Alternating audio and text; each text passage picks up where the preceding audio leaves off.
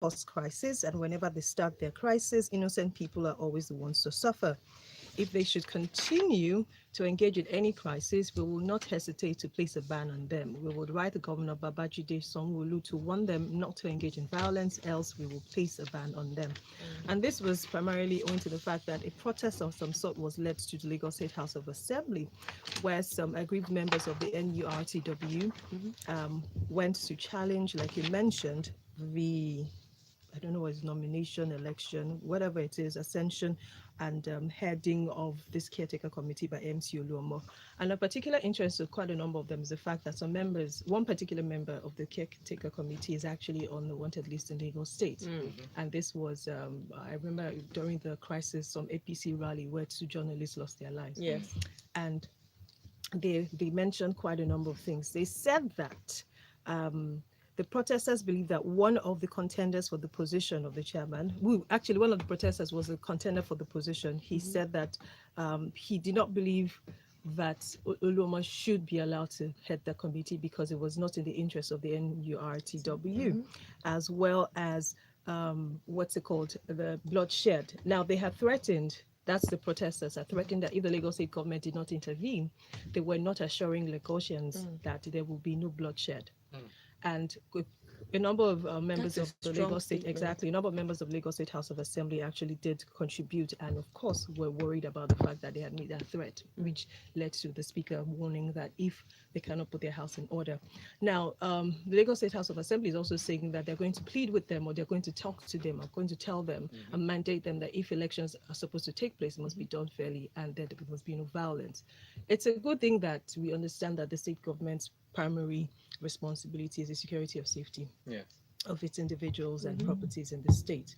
But where they want to impose certain things, that's where there probably will be a problem. Because if you check just a Wikipedia search, it tells you basically that the NURTW is an independent trade union. Yes. So there's a measure of independence, but no independence is in itself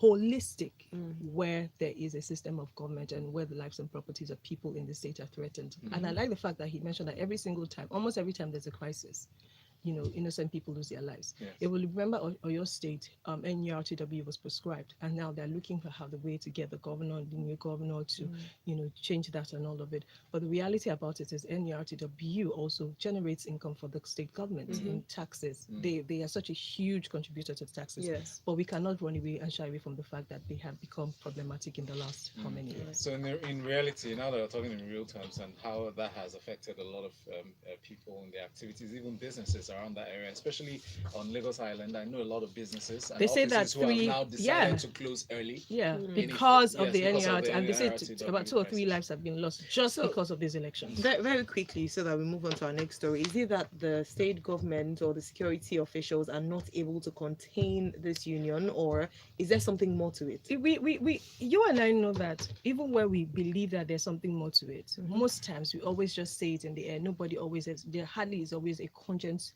grasp of what is going on.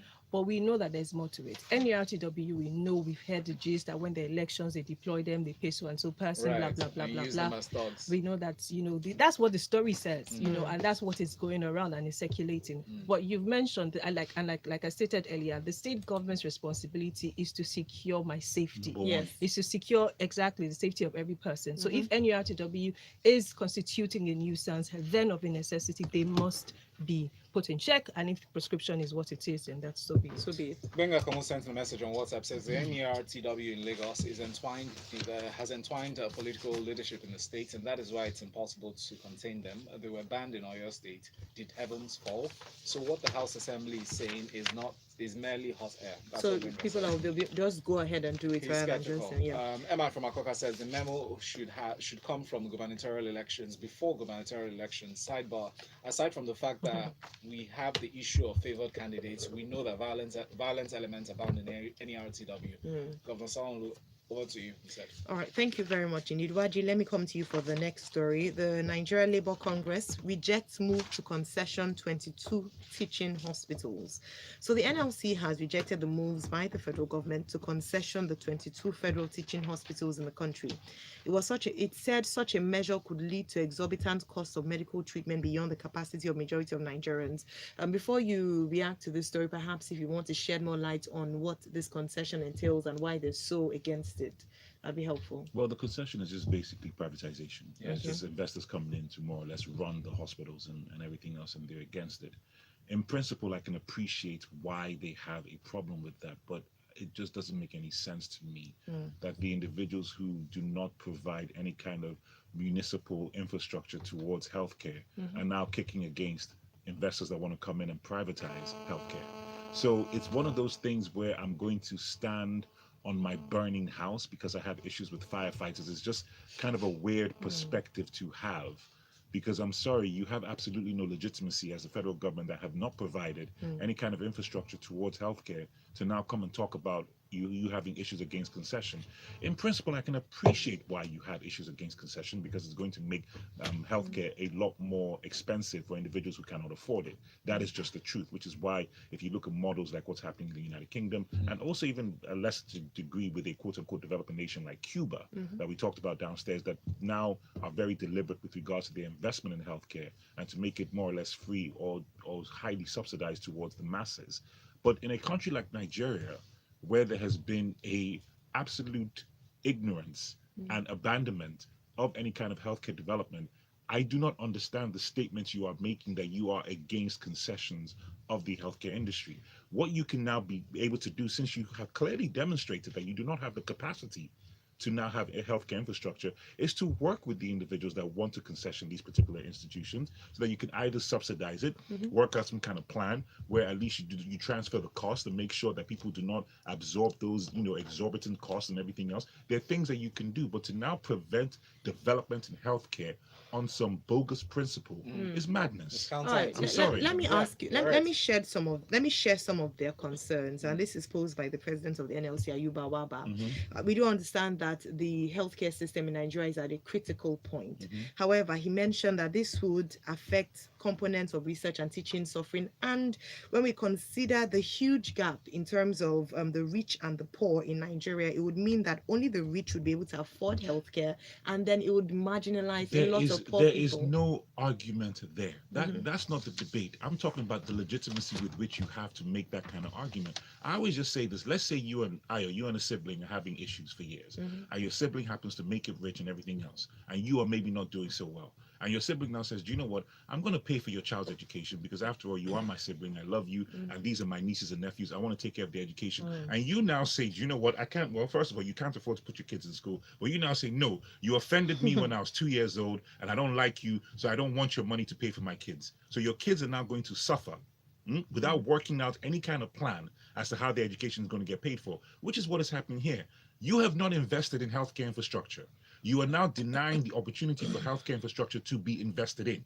What if they're making a demand on the government to be the ones to make an investment in healthcare? Because like they Indirectly, that's what they're mentioned, saying. no. mean- This is the NLC saying that they don't want it to be privatized. Okay. So what they're calling for is that in other This is countries, my point, NLC. One government has shown you they are not investing. End of story. I'm sorry, you're not going to move that needle. You can make all the demands you want. They're not going to move it. And I'm sorry, the argument that we don't want to privatize it is not going to strengthen the argument of government investing in healthcare. all right. That's the point. You get where I'm going. Yes, like as an example, clear example, the quota on the budgets Uh-huh. consistently has not necessarily increased. No. So You're completely correct. Under no circumstances in a country, in a continent like Africa, should Yeah. healthcare be privatized. Yes. But unless you have serious governments that are going to invest part of their revenue towards healthcare, then it's a nonsensical argument. Sorry, one quick thing. Has the NLC provided a counter proposal? No. Alternative. There's nothing in there. Nothing. He just rejected it Thank you. outright. See, that's my point. It doesn't make any sense. Okay. All right. Let's Yeah. take some comments. yes, this message is from Jeff. It says NLC has the legitimacy to force the federal government to spend more. Federal governments can afford it if they want to. They are not the one denying. It's like you think NLC is federal government. No, he doesn't. Yeah, just objectively speaking. you. Okay. All right. Thank you very much. Let's move on to our next one. See, I'll come to you for this. So, federal government warns against poor services, talking about healthcare and health services. Well, this is where they're coming to wield their big stick, saying that healthcare providers accredited under the National Health Insurance Scheme against substandard services to enrollees of the scheme. Waji, I'll come to you. Sorry for that. Why don't you take the story? Go on. I mean, it's the same argument. Yeah. It's literally, but when I read it back to back, I was Same, just laughing yeah. to myself. That it's literally the same thing. And it's just, once again, I'm sorry. Yes, I'm going to go back to my statement, whether it's NLC or NHIS or anybody that's affiliated, even though they're not necessarily government. My whole point, and C captured it properly. What are your counter proposals? You cannot argue with solid facts when you have nothing to bring it forward. You can't just argue because you want to have a particular voice. Now, in reference to this particular story, your federal government is coming out and warning the NHIS of poor services. But what have you done to provide general infrastructure to make sure that they have great services? Do you, and I'm not even talking about the buildings or anything like that they're responsible for. I'm referring to things like accessible roads, infrastructure with regards to pipe-borne water, electricity, security, and all those different things. Trainings. That's even going far. I'm talking about at the absolute basic foundation level. You have not provided an enabling environment for anything to grow, and then you're now criticizing people for poor services? Are you freaking kidding me? All right. Thank you very much, C. Let's see. Watch. Why not? You look I'm alike. big and black. Yes, man. that's what right. You happened. look It's okay. alike. It's all right. So It's all Emeka right. from Amuwo says sometimes the federal government can mean well for the country, but NLC are always a stumbling block to the move. Now, as regards the concession of the teaching hospitals, I see it as a really good move since they can't afford the Exactly. hospitals, hence inviting the private sector. My other suggestion is for rather than concession for the whole 22 hospitals, they can start with 2 or 3 and see how it goes. Fantastic. Well said. Very well said. Right, now see. I'll come to you. Akwa Ibom places embargo on Cyrene, orders arrest of defaulters. We know how this has played out in Lagos State, but let's see what the Akwa Ibom state government proposes. So they say that they're placing an embargo on the use of Cyrene by unauthorized persons in the state, as well as ordered law enforcement agencies to arrest defaulters. So I'd like to, I mean, the details of the story, see, please share with us. Does this include government officials? Who are the people that come under unauthorized persons? Okay, first of all, why is this news? Because it's a nuisance. Sirens are a I nuisance. like that. Because It's news because it's a nuisance. yes. Okay, so the story is simple that Yeah. the government of Akwa Ibom has finally woken up and decided to enforce existing laws on the unlawful use of sirens. So what the category of people allowed to use the sirens are the governor, the deputy governor, the speaker of the house, and then fire trucks and ambulances. Now, this is very interesting because given the doctrine of separation of powers which we operate over here, why is the chief judge not on that list? That's one perspective. Yes. Now, the other perspective, a few years ago in Lagos State, we had a nice governor called Babatunde Raji Fashola. He never used the siren. So my question is, where are they going that they need a siren? They are supposed to be our servants. We elected them. The people of Akwa Ibom elected them into office. Why are they disturbing So our they peace? shouldn't use sirens to chase lawful, law-abiding citizens off the road. I can understand fire trucks and ambulances because those are emergencies. These guys, you have protocol officers. You don't just get up. So plan and structure your trips properly and do not harass people on the road. Then more importantly, if the military commanders in that state are using sirens, who's going to apprehend them? So for me, really, it's nice that the problem with Nigeria is not the absence of laws, it is the enforcement of the existing laws. But this is a step in the right direction. But once again, this should not be a news item. All right. Thank you very much. Messages. This one's from Ihai. Ihai says the NLC is not being sincere. They only care for their selfish benefits of the status quo. Privatization of the healthcare sector will improve the standards of healthcare in Nigeria. Absolutely. Spado says the same people that banned blowing of siren in Akwa Ibom would be the same people to violate the law. As in, There's apparent to the story. So my question is, if government officials violate the law, who will arrest them? They said security officials. The police is working. the police would arrest a sitting governor or a member of the No, he's permitted to use it. Our next story here. This one is from New Telegraph. South Africa closes Lagos Abuja offices, and this is in reaction to the spate of violence and retaliatory attacks. Has been occurring through this week. The South African government has closed its High Commission in Abuja and consulate in Lagos, following threats of reprisals on business interests and offices linked to South Africa in Nigeria. What are your thoughts on this story? My thoughts, I don't have enough time. Yeah. I honestly don't. But I just find this absolutely rich coming from the government of South Africa to now begin to react this particular way. One of the reasons why we are where we are now is because when these things kicked off in South Africa, that now created the reprisal attacks in Lagos, the South African police force did absolutely nothing to now quell the destruction of properties that belong to non-South African blacks in South Africa. But they said a lot of arrests have been made in Johannesburg. Those are just, yeah, by Pretoria. the time that it was happening, there was actual video shots of police officers just standing there doing Yeah. nothing while a human being was being burnt. So I find it quite rich that now that people have reacted to these supposed situations, even though it's been hijacked by looters and poverty, and we can get into that because I don't have time. But the issue is that we are tired of empty statements. If you cannot, under any circumstance, protect the lives of those people who are happening to be immigrating towards your country, then I find it a very, very rich statement for you to now say that you're going to close the embassies and the consulates of your country because you happen to be afraid of reprisal attacks. If you demonstrate in very large terms that people are going to be protected in your country, then that will give the rest of Africa the reassurances that they believe that, okay, even though people are going to go live and work in South Africa, that they do have some measure of protection on those particular citizenry. But if people are going to be burnt alive, Valentine, on the streets, and it's videoed and it's captured, and the police, I'm sorry. So if you're not going to do anything while that is happening and you have the intuition and knowledge of it going on, then I'm sorry, I do not respect your statement about closing your embassies and your consulates because you happen to be afraid that what is happening in Nigeria is a retaliation attack, because what we are doing is nothing compared to what happened in South Africa. Nothing. But on the other hand, how do you evaluate the strength of our government's response to what's happening? To what? To the attacks. Which in South attacks? Africa, our Nigerian government's response. Oh, they responded? Okay. All right, let's. I Comrade didn't know. Henry has something to say about this. He says on attacks on Nigerians living in South Africa, Modi's estimation that the host country is not ready to sign the proposed agreement between her and Nigeria.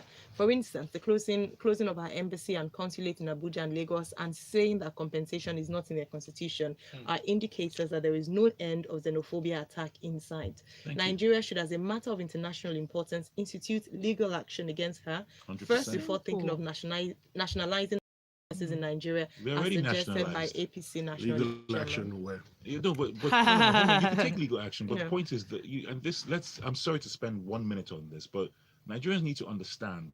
Stop saying nationalization of South African companies in Nigeria. They are already nationalized. That decree was passed under the Shagari government, which now started with Murtala Mohammed in 1978. All right. There is no such thing as a wholly owned foreign company in Nigeria. It is not legally possible. Correct. Every single company is owned by Nigerian 51%. So you cannot nationalize what is already nationalized. Nigerians put investments into these companies. These are Nigerian companies that are now representing international brands. That is what it is. So let's not go down that road of nationalization. But to C's point, there are international courts of arbitration that you can take these cases to, and you can sue if you have specific compensatory damage figures for those things that were lost, and you can sue to those figures particularly. These things can happen at the ICJ that is located in Tanzania. I think that's a word to some of the companies, especially Telco, who claims that it's lost over Yeah, you can 40 take billion naira. You can take it to the ICJ. You can. Yes. Yeah, and just court of arbitration. Very simple. Thank you, Waji. The next story is from the Guardian newspaper. In response to critics who are saying, or naysayers who are saying that the governor has been silent, Babajide Sanwo-Olu, Lagos State Governor, He hasn't. well, yesterday marked 100 days in office. But here wow. he is promising. Actually, even I know, right? But well, today, Yes. pretty much. Sanwo-Olu promises for a crime-free state and donates in this news 120 patrol vehicles.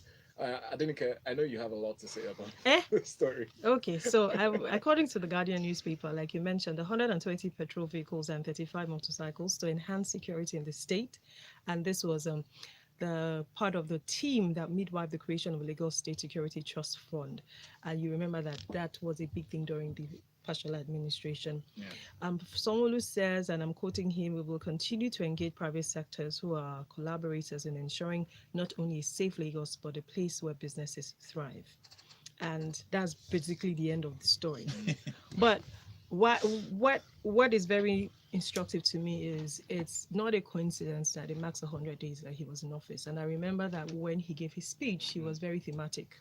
And I wanted to quickly run through what his themes were: traffic management and transportation, health and environment, education and technology, making Lagos a 21st century state, security and governance. And my question to every single Lagosian listening to me is, in the last 100 days, how do you saw Babajide Sanwo-Olu's government? Be very honest I to think we yourself. should do a poll. Yeah, I think we should. So- Usually that's what we would usually have a set. Yes. Talk about, ask people to tell us, because The people feedback, must exactly. feel the impact of his government somehow. So that's the end of that story. You just donated it, and it so happens to be a few days or a day after the whole looting and supposed how can we attack. not? So yeah. Oh, by the way, I didn't care. I'm sure those numbers will be in the single digits. I saw the Okay. charred remains of All the right. van, security van that was burnt in Yeah, Lekki. it's yesterday. near my house. Yeah, Mhm. I saw Wow. that. Let's move on to this next one. This story is from the Punch newspaper for you, Mr. C. PNID. We're still learning our lessons. The Attorney General of the Federation has stepped in. He said, and the Minister of Justice, of course, Mr. Abubakar Malami, SAN. He's written to the Governor of the Central Bank of Nigeria, Mr. Godwin Emefiele, and 13 ministers, demanding clearly details of all government contracts worth $5 million and above under their watch. Your thoughts? There are two perspectives to the story. The first perspective is, please, Mr. Malami, what exactly were you doing the first 4 years of this administration? Which is why I said lessons learned. Good. So the second point is, there has been a lot of shady transactions going on within the federal government, and this is a bid to find out exactly what is going on. Now, it is shocking that the AGF is having to ask for these details, because the norm is, for any contract Nigeria will enter into, the Federal Ministry of Justice ought to either prepare the agreement or at the very least review and vet the agreement prior to execution.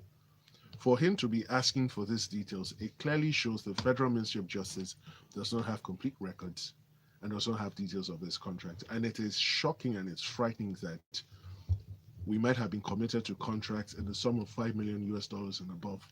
And the second question is, what informed the threshold? I would have thought all contracts, not just 5 million and above. Now, one more point. I hope this covers the Mambela issue. Now, quick background. In 2003, a contract was awarded to Messrs. Sunrise Power and Transmission Company Limited. They were to construct the Mambela hydroelectric power project on a build, operate, transfer basis. In 2017, 14 years later, the contract is re-awarded to a consortium of Chinese companies. Messrs. Sunrise Power and Transmission Company then institute arbitral proceedings in France against the Nigerian government, and they're asking for $2.3 billion. Question: does the Ministry of Justice have the details of this transaction? Remember a few days ago we were talking about that. Yes. And, And then suspecting that will come up two, again. 2003 to 2017, the Mambela project wasn't built. Why? Nobody's saying anything. And it's interesting to note that he's asked them to not only provide the contract agreements, but also provide the issues they're currently faced with and what steps they've taken to resolve them. My hope is that this isn't coming too late, but more importantly, this Mambela issue, if we're not careful, that's another sum hanging over the head of Nigeria, and we need to sort that out Need to sort quickly. it out. Another PNID.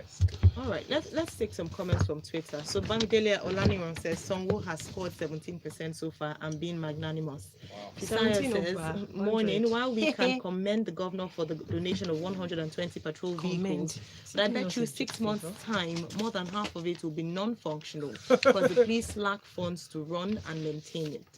And then on WhatsApp, just a correction there, Ubong saying that under the NIPC Act, foreigners are entitled to own 100% of their companies in Nigeria, and nationalization of a foreign-owned company can still happen. No. That's They've wrong. only The got companies, another one. the Companies and Allied Matters Act regulates Exactly. companies in Nigeria. The Yes. NIPC is not superior to Copy and Thank Highlight you. Matters Act. It's the other way around. Yes. Yes. Thank you very much. Really? Yeah, we have to. Because a number of In a people studio where you have actually- lawyers. Wow. I took out Ubong's comments because a number of people Yeah. actually have come out to say that. So They it's try to good. refute it. So thank you very much indeed for You're helping us to welcome. clear that.